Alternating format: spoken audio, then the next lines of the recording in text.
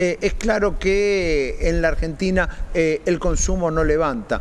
Si bien ahora no está en el pico que tuvo en algún momento de 2024, es claro que el consumo masivo no está repuntando y en ese sentido es muy importante seguir algunos análisis como el de la consultora Sentia, que mes a mes presenta en distintos canales comerciales, es decir, ya sea en las grandes cadenas o bien en tiendas más pequeñas, cuál es la evolución del consumo y Sentia acaba de presentar sus datos de 2024, donde se confirma esta caída y este repunte muy leve recién hacia el final del año. Vamos a estar hablando con Julián Gómez, director de retail de la consultora Sentia, que está en línea con nosotros. ¿Qué tal, Julián? Gracias por respondernos. Buen día. ¿Qué tal? Buen día, un gusto saludarlos.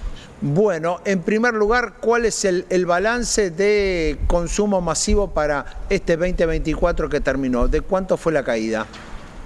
Bueno, estamos hablando en la suma de dos canales que son las cadenas de supermercados más los autoservicios independientes, ¿sí? Donde hay muchos que comúnmente los conocemos como asiáticos o chinos, pero tanto asiáticos como criollos, ¿sí? La suma de estos dos canales han tenido una caída de casi 14 puntos en lo que va en lo que fue del 2024, ¿sí? Más acentuada sobre el segundo semestre. Esto tiene que ver por lo que fue el segundo semestre del año 2023. Recordemos que allá por julio estábamos empezando de todas las crisis que hemos pasado en Argentina, empezando una crisis político-económica muchísimo más fuerte de lo que veníamos teniendo. Y con una escalada inflacionaria más fuerte todavía, ¿no? En la segunda mitad de 2023. Claro, las PASO, que trajeron, bueno, una escalada inflacionaria, trajeron una aceleración también del valor del dólar no oficial. No sabíamos a qué producto iba a estar mañana las cosas en los distintos rubros. Y bueno, aquella gente que tenía la posibilidad y la suerte de tener algún excedente a fin de mes, la plata también de alguna manera perdía valor, entonces se adelantó muchísimo consumo de productos no perecederos o productos de alimentos pero no frescos, ¿no? Entonces ahí explotaron las ventas de productos como jabones en polvo, café, yerbas, todo producto que podía llegar a ser estoqueable. Creció muchísimo más de la media. Sumado a eso, que teníamos un 2023 donde Argentina para los países vecinos estaba muy barata, ¿sí? Entonces todas las zonas fronterizas tenían un consumo extraordinario y 2024 nos enfrentamos contra esa base. Siempre las comparaciones de consumo son contra el mismo periodo del año pasado. Siempre son interanuales. ¿Sí? Siempre son interanuales. ¿Sí? Entonces íbamos a tener una base extraordinaria, esto lo sabíamos de arranque de año. Así todo, otro análisis que nosotros hicimos es olvidarnos del 2023 y compararlo contra el 2022, que fue un año de alguna medida un poco más normal, y la caída fue importante también. ¿Sí? Estamos hablando que en vez de 14 puntos, 13,9 que terminó dando el 2024, contra el 2022 caímos 11,8, o sea, casi 12 puntos de caída de consumo. La retracción, entonces, fue genuina, fue total. Algunas categorías la sufrieron más que otras, obviamente. Todo esto ahora yo veo, Julián, ahí el informe de ustedes que está muy detallado y segmentado por categorías: alimentos, bebidas alcohólicas, bebidas sin alcohol, higiene y cosmética, compras impulsivas, productos perecederos. Digo, igual la caída fue absolutamente generalizada. Digo, no hubo ningún segmento que se haya salvado. No se salvó ninguno. Positivo no dio ninguno. Si lo abrimos a mayor nivel de detalle, tampoco. Sí, hay categorías que caen muchísimo más que otras, ¿no? En este menos 14 casi, ¿sí? Hay categorías de casi un menos 40 y hay otras de casi un menos 8. ¿Sí? Y a grandes rasgos, ¿qué es lo que más caída tuvo? Y todos aquellos productos que quizás de alguna manera son más prescindibles y fácilmente reemplazables y tienen un valor promedio quizás más alto, ¿no? Entonces, de alguna manera puedo hacer algún cambio y generar algún ahorro, ¿sí? Por ejemplo, dentro de de lo que es alimentación, lo que menos cayó es lo más básico, productos derivados de harina o harina, levaduras, todo lo que tiene que ver más con, bueno, cocino en casa, dejo de salir a comer, Claro. dejo de pedir la pizza y la hacemos nosotros, ¿sí? O los que más cayeron, ¿sí? Quizás dentro de lo que es lácteos, por ejemplo, postres lácteos, que pasa en algunos hogares a ser reemplazadas por otras categorías que de alguna manera me permiten darle un postre a mis hijos al final de la cena, pero por un valor un poco más económico, o categorías como polvo, desodorantes pédicos, suavizantes para ropa, digo, cosas que uno no vas a dejar de lavar la ropa, pero bueno, tenemos que ajustarnos donde ajustamos, bueno, podemos seguir teniendo más o menos la misma vida si ajustamos aquí. Claro. La realidad es, ese ajuste llegó desde el principio de año, y no se fue. Es cierto que bajó la inflación, volvió muy fuerte en los supermercados, volvieron muy fuerte las promociones este año, que en el 2023 con esa escalada de precios tenían mucho menos presencia. Bueno, ahora volvieron muy fuerte. Aparecieron este año también las promociones con medios de pago, ¿sí? Con las distintas billeteras virtuales, tarjetas de crédito, los distintos bancos, muchísimo más fuerte, haciendo un ticket al final con los descuentos más económicos, pero la realidad es que el consumo no repuntó, y hoy estamos viendo números de enero parciales, ¿sí? Pero tampoco vemos una mejora, y ya estamos hablando de un enero 2024 que no fue una maravilla, ¿no? Está claro, ya estábamos No, con eso está muy claro. Ahora, y demás. Julián, allí, digamos, más allá de este informe tan claro y tan detallado que nos estás contando, ahí hay distintos argumentos. Por ejemplo, desde el gobierno siempre se alude a lo que vos acabas de decir. En cuanto a la marcha de la actividad económica, podría ser el consumo masivo, pero podríamos hablar de muchísimos otros segmentos. El gobierno siempre dice, no me comparen contra 2023, porque me están comparando contra el Plan Platita, contra el pico de incentivo desde el gobierno que repartía plata, por eso nos dejó la inflación que nos dejó. Entonces la comparación interanual no siempre es tan válida porque nos compara contra el Plan Platita.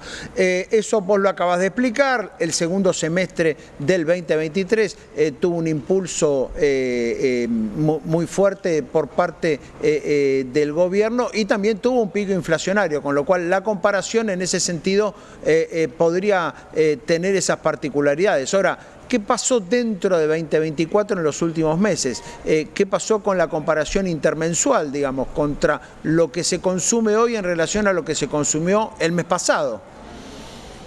Es una muy buena pregunta. Si bien nosotros no hacemos comparaciones intermensuales porque todos los meses son distintos en eventos, distintos en cantidad de días, distintos en temperatura, un montón de cosas que afectan las ventas de las distintas categorías, ¿sí? No obstante, lo hicimos para ver si habíamos tocado fondo, si seguíamos cayendo sobre el mes anterior o no. Y la realidad es que cuando nosotros vemos una curva de volumen de unidades vendidas de productos de consumo masivo en la suma de estos dos canales, ¿sí? Vemos que quizás la caída más fuerte en volumen fue en el mes de abril, dejando de lado la comparación del año pasado, ¿sí? Vamos a seguir cómo fue la curva en unidades, ¿sí? Abril fue el mes más bajo, y a partir de ahí se amesetó. O sea, no es que seguíamos perdiendo contra el mes anterior, pero se llegó a un piso de consumo que después de ahí no pudimos salir. Por razones obvias, diciembre levantó un poco más, pero diciembre es el mes que más se consume. Pero eso sí es estacional. En la Argentina, eso es completamente estacional, ¿sí? Pero igual cuando lo comparamos contra diciembre del año pasado, los números son durísimos. Así que no vemos que siga cayendo contra los meses anteriores, tampoco vemos que empiece a recuperar. Bien, está claro. Para que se produzca esa recuperación en el consumo masivo, para que productores, comerciantes, etcétera, empiecen a verlo, tendría que haber una recuperación más fuerte del salario, tendría que bajar más todavía la inflación. ¿Qué es lo que tendría que suceder?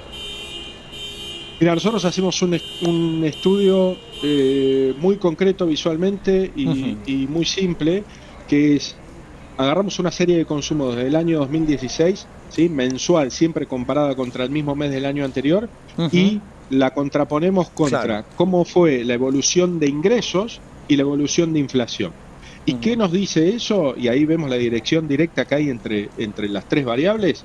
Lo que nos dice eso es que cuando la inflación está por encima del salario, cuando acelera y le gana el salario y por ende tenemos menos salario real, automáticamente la tasa de consumo, la variación de consumo, si era negativa pasa a ser más negativa, si era positiva se empieza a achicar hasta cambiar de signo. Claro. Cuando las dos líneas van parejas, estamos en una situación prácticamente estable. Ahora, cuando la inflación le gana el salario, ahí directamente le pega, y cuando el salario le gana la inflación, que son menos las veces que sucede, lamentablemente, ahí es donde se empieza a reactivar. Quizás con un mes y medio de delay, no lo ves en el mismo mes, pero eso es lineal. Pero y digo, estamos hablando... Si uno mira los números de inflación y los números, por ejemplo, del índice de salarios del INDEC, en los últimos meses, o por lo menos a partir del mes de julio, agosto, paulatinamente empezó a ocurrir. Es decir, que los salarios, tanto los formales como los informales,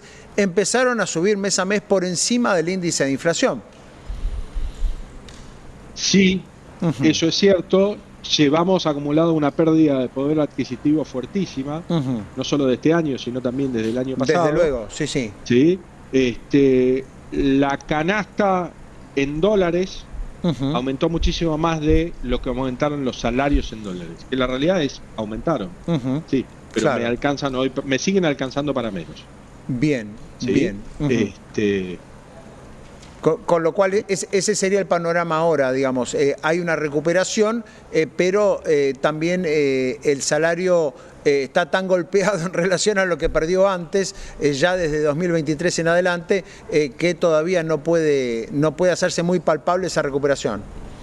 Es así, y la gente del ajuste ya lo sufrió también. El que cambió de una categoría hacia otra ya está, y empiezan a aparecer otras cosas que terminan luchando contra el bolsillo destinado a consumo principal, ¿sí? Obviamente en cada familia afectará de una manera distinta, pero empiezan a aparecer otras cosas que estaban relegadas, empiezan a aparecer las cuotas para cambiar un electro, o para ciertas cosas. Entonces, bueno, yo el ajuste ya está, no estamos comprando esto, y seguimos adelante, y pasó todo el año y sobrevivimos. Bueno, hay que cambiar la tele, hay que cambiar esto, ¿no? Entonces empiezan a aparecer otras cosas que también toman atención de lo que es el salario, y el ajuste ya está hecho. Bien. Entonces, va a tardar en volver a valores de consumo de los que teníamos en años anteriores, dejando de lado el 2023 como algo excepcional, pero estamos muy por debajo, te diría, incluso estamos a niveles de lo que fue 2002-2003, ¿sí? En unidades per cápita. Bien, bien. Ese último dato es muy fuerte.